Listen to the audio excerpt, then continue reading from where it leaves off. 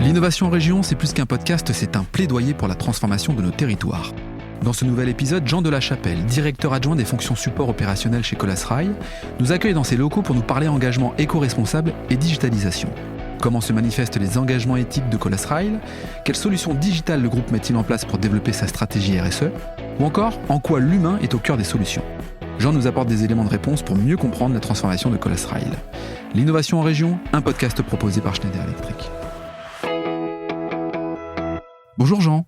Bonjour Laurent. Jean, merci de m'accueillir ici. Alors on est au cœur d'un poumon économique, on est à Cœur Défense, c'est comme ça qu'on appelle ce lieu-là, la Défense, Courbevoie, et on est dans les locaux de Colas Rail, c'est ça? Exactement, très heureux de t'accueillir dans nos bureaux. Ouais, c'est sympa, il fait beau. Alors, tu es le directeur général adjoint des fonctions support opérationnelles chez Colas Rail. C'est quoi finalement Colas Rail? Colas Rail, c'est une société, on est à peu près 5600 personnes dans le monde. On fait à peu près 1,1 milliard d'euros de chiffre d'affaires. On est présent dans 22 pays. Et une chose qui est intéressante, c'est qu'on ne travaille pas sur un seul métier, mais sur une palette de métiers qui permettent de construire ou d'entretenir des systèmes ferroviaires, donc des TGV, des métros et des tramways. Alors justement, pour peut-être nous éclairer finalement sur le métier, comment ça se passe? Quel est le métier? Si tu devais nous vulgariser un petit peu le propos et les interventions que tu proposes à des entreprises internationales, c'est quoi le métier de Colas Rail? Alors Laurent, une manière de l'illustrer, c'est finalement prendre un exemple très simple. Imaginons une nouvelle ligne de métro à construire. Donc ça fait appel à plein de corps de métiers différents.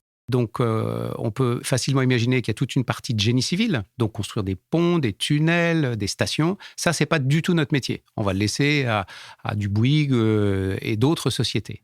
Après, il y a le train, celui qui roule. Bon, ça, c'est pas notre métier non plus. Les systèmes complexes d'automatisme, quand on a un métro 100% automatique, sans conducteur, c'est pas notre métier non plus. Par contre, tout le reste, là, on est au cœur de nos métiers. Donc, le premier métier, c'est la voie ferrée, c'est-à-dire ce sur quoi roule le train, que ce soit en voie qu'on appelle ballast avec des cailloux, ou quand on regarde, on voit aussi des voies béton. Ouais, qu'on imagine bien, là, ouais. Voilà. Donc ça, c'est 50% de notre activité, c'est de la voie ferrée. Train, tramway, tramway, métro. Urbain, périurbain, et puis TGV. Ok, donc les rails avec finalement l'aménagement du sol pour qu'on puisse rouler dessus. Exactement. Et en TGV, on est un des plus grands acteurs au monde en termes d'expérience. On a fait notamment celui du Maroc, par exemple, et puis toutes les LGV en France. Ok, très bien.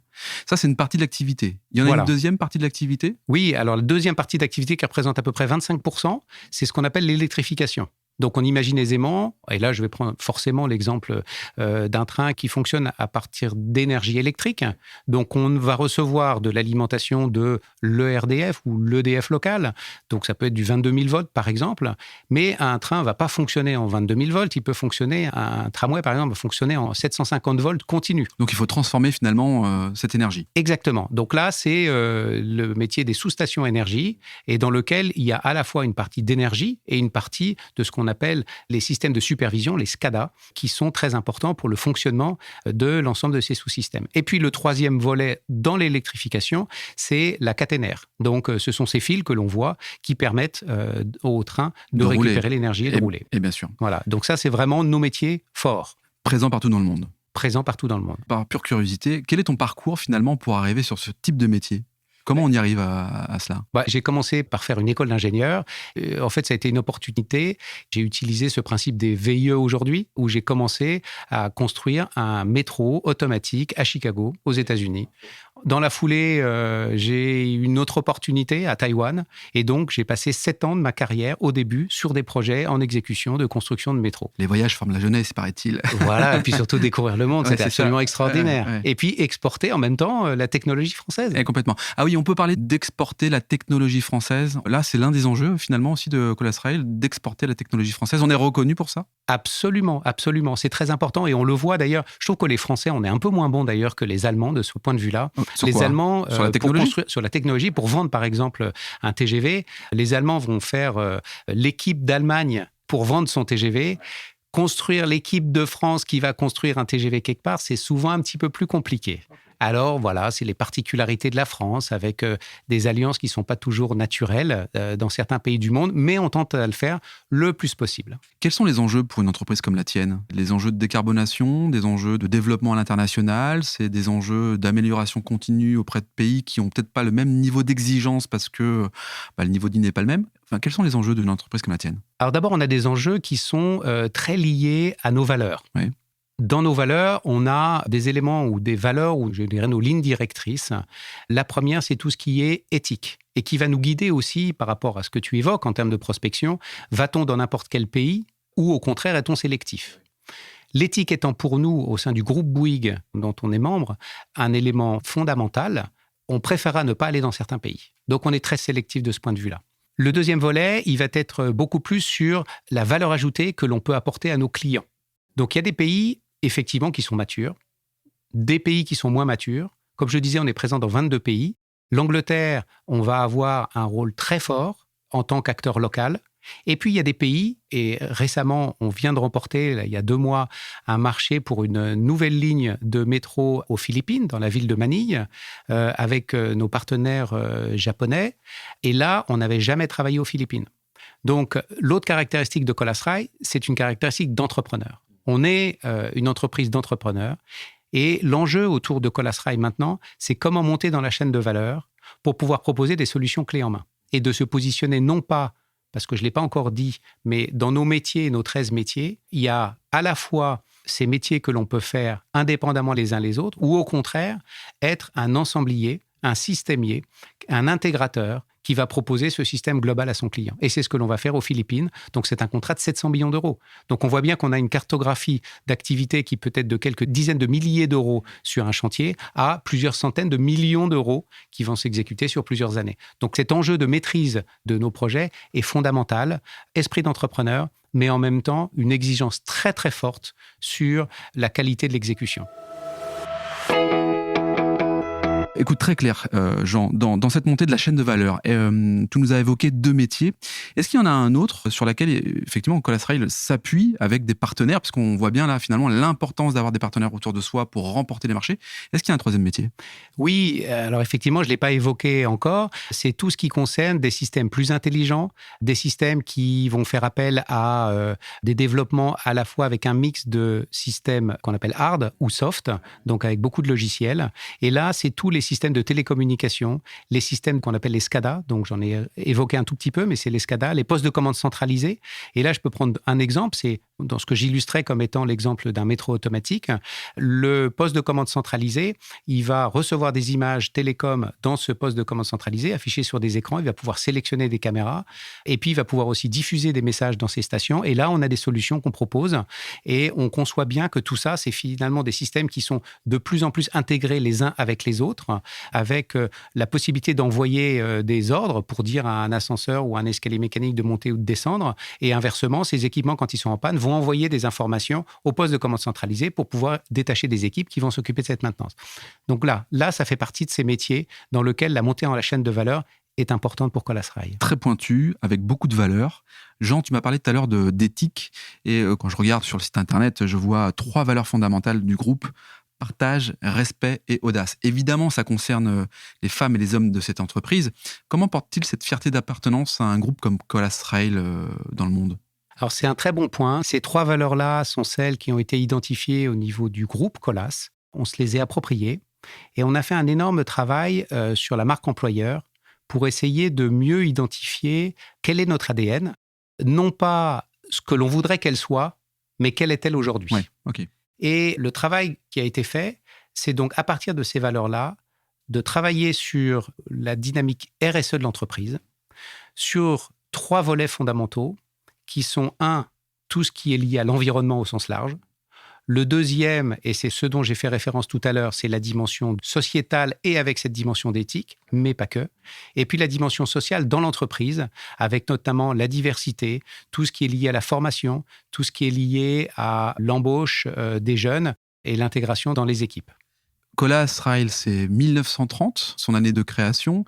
J'imagine qu'effectivement, c'est une nécessité permanente de s'adapter. Et ce que j'aime bien dans ce que tu dis, finalement, c'est que les valeurs, c'est pas celles qu'on aimerait avoir dans 20 ans, c'est celles qu'on a aujourd'hui et qui sont en lien avec... tu parlais d'entrepreneuriat tout à l'heure. Bon, on peut parler d'audace, effectivement. Tu parlais d'éthique. Donc, il y a effectivement le respect et puis le partage avec, j'imagine aussi, là, une multigénération dans les effectifs. Moins polluer, c'est quand même un élément qui est clé. Comment on pollue moins quand on a un groupe comme le tien ? Déjà, ça fait partie d'une décision et d'une prise de conscience. Comment a-t-on fait ? C'est il y a quelques années, les 100 personnes qui forment l'encadrement de Colas Rail se sont réunies et on a fait ce qu'on appelle la fresque du climat. Cette fresque du climat, ça a été une prise de conscience de la situation, même si on l'aperçoit, de la situation gravissime dans laquelle se situe la planète, et de se dire, nous, qu'est-ce qu'on fait de cette situation-là ?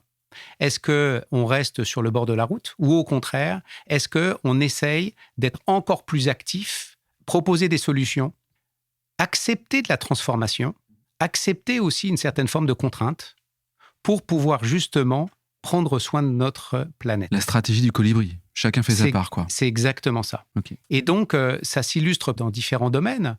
C'est déjà de verdir tout notre parc matériel, autant que faire se peut. Donc là, tous les véhicules en France, par exemple, on est en train progressivement de faire passer tous nos véhicules en véhicules électriques.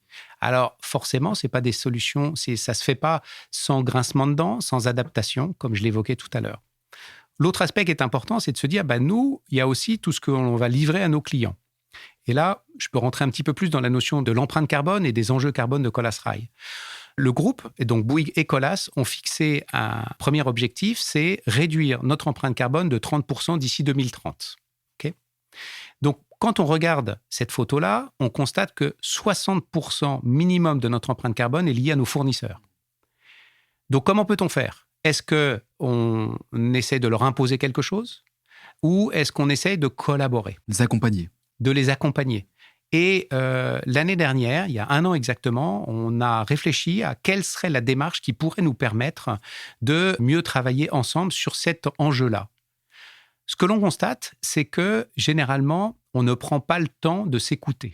Avec nos fournisseurs, au sens large, on est plutôt dans une relation contractuelle, mais on n'est pas là à se mettre un sujet fondamental, complexe sur la table en se disant, en toute humilité, ce sujet-là, je ne sais pas le résoudre, mais je sais que tu as une part de la solution, j'ai aussi une part de la solution, et ensemble, co-créons l'approche qui semble la plus pertinente.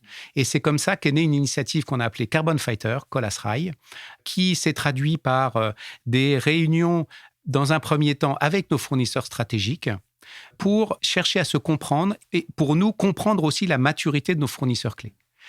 Sont-ils capables de mesurer l'empreinte carbone du produit ou de la solution qu'ils nous livrent ?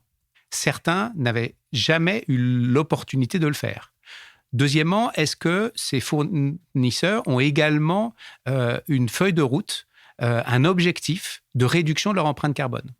Et c'est ce qui nous a permis de créer une matrice qu'on appelait la matrice de maturité des fournisseurs et de constater que nous, on se positionne aujourd'hui au centre de la matrice parce qu'on est à la fois tiré par des fournisseurs qui sont plus matures. Schneider Electric, je le dis en toute simplicité, fait partie, je dirais, de ceux qui sont en tête de classe. Et tant mieux. Et on apprend beaucoup à leur contact et on a beaucoup à échanger ensemble. Et puis, il y en a d'autres qui sont derrière. Et que tu tires vers très loin derrière. Ouais. Et c'est de ma responsabilité de les tirer, mais en même temps, c'est de leur responsabilité aussi d'accepter finalement. D'accepter et de bouger. Bien sûr. Et je vais donner 2 exemples. C'est un fournisseur qu'on a rencontré en juin dernier qui n'avait pas entendu parler de ces démarches de réduction de l'empreinte carbone, de ce qu'on appelle les scopes, scope 1, scope 2, scope 3, scope 3B, des empreintes carbone. Et on leur a expliqué nos enjeux, on leur a expliqué le fait qu'on avait besoin d'eux aussi. Et on leur a dit, il y a 2 démarches qui pourraient vous aider à démarrer. C'est premièrement la fresque du climat pour faire comprendre aux dirigeants et à une partie de l'entreprise quels sont les grands enjeux et est-ce que vous y êtes sensible et vous avez envie de bouger. Tant que vous n'en êtes pas convaincu, vous ne bougerez pas. C'est une question de survie en plus, j'ai l'impression. Enfin, c'est une question de survie pour l'entreprise, quoi, en vrai. Oui, parce que ça sera mon 2e volet. Oui. La suite, c'est qu'ils ont même pris un consultant qui leur a permis de travailler et d'assembler les actions qu'ils menaient déjà. Et en septembre, quand on les a revus, ils nous ont montré tout ça. Et là, je me suis dit, waouh, Fiat Lux. Et donc là, il a suffi de planter une petite graine, et c'est là où notre responsabilité, c'est là où notre engagement, c'est là où notre conviction peut jouer pour qu'il se passe quelque chose chez eux. Et pour reprendre la question que tu viens de soulever, aujourd'hui, dans l'évaluation de nos fournisseurs, 15% de l'évaluation de nos fournisseurs sont sur les axes RSE, dont la majorité, c'est sur la réduction de l'empreinte carbone. Et plus ça va avancer, plus ça va être important. C'est l'effet papillon, finalement, tout ça. Oui. Et nos clients commencent, et certains clients commencent à nous évaluer aussi sur ces critères-là. Jean, on voit bien l'importance capitale à ce que cet écosystème de fournisseurs, de partenaires puisse mener ensemble finalement ce combat contre la décarbonation. Est-ce que tu aurais quelques éléments, quelques conseils à nous donner quand une entreprise, on parlait de fournisseurs tout à l'heure, veut entamer cette démarche, par quoi elle doit commencer finalement ? Comme je l'ai dit tout à l'heure, la première chose, c'est la fresque du climat. C'est-à-dire, est-ce qu'il y a une vraie volonté de le faire ou est-ce que c'est imposé ? Parce que la réaction ne sera pas la même. Les moyens qu'on y mettra ne seront pas les mêmes. Ça, c'est la première chose. La deuxième chose, ça va être de rechercher ce qu'on appelle en anglais des quick wins. De montrer qu'en prenant des petites actions rapides, et nous, on a fait un certain nombre d'actions de cette nature-là, en termes d'innovation, que ce soit sur le digital, que ce soit sur des outillages et autres, ou sur la création de solutions qui vont directement à nos clients et qui démontrent que très rapidement, on peut agir et agir vite. Fameuse petite victoire. Exactement. Et le troisième point qui est hyper important, ne restons pas seuls. Considérons qu'on est dans un écosystème, et c'est la dernière axe de ce Carbon Fighter que j'évoquais, c'est d'impliquer les clients, d'impliquer les fournisseurs, d'impliquer ses actionnaires, pour justement se dire tous ensemble, on a un morceau de la solution. Plus on va échanger ensemble, plus on va co-créer ensemble. Et c'est là où apparaît une nouvelle notion qui est de plus en plus forte, c'est l'intelligence collective. Jean, merci d'avoir participé au podcast de l'innovation en région, un format proposé par Schneider Electric. Merci beaucoup de m'avoir accueilli, avec très grand plaisir. Si cet épisode vous donne envie d'aller plus loin, c'est l'occasion d'en parler à Antoine Chartres. Bonjour Antoine. Bonjour Laurent. Antoine, peux-tu nous dire comment passer de l'idée aux actes lorsque l'on veut se transformer ? Laurent, c'est très simple. Les sujets de transformation digitale, de décarbonation et d'électrification sont au cœur de la stratégie Schneider Electric. Et comme on a pu l'entendre dans ce podcast, l'ambition de Schneider Electric est d'accompagner les entreprises du territoire sur ces enjeux de transformation. Pour entrer en contact avec nous, rien de plus simple, le site internet www.se.com ou mon profil LinkedIn où je me ferai un plaisir de vous répondre. C'est très simple. Merci Antoine. Merci Laurent.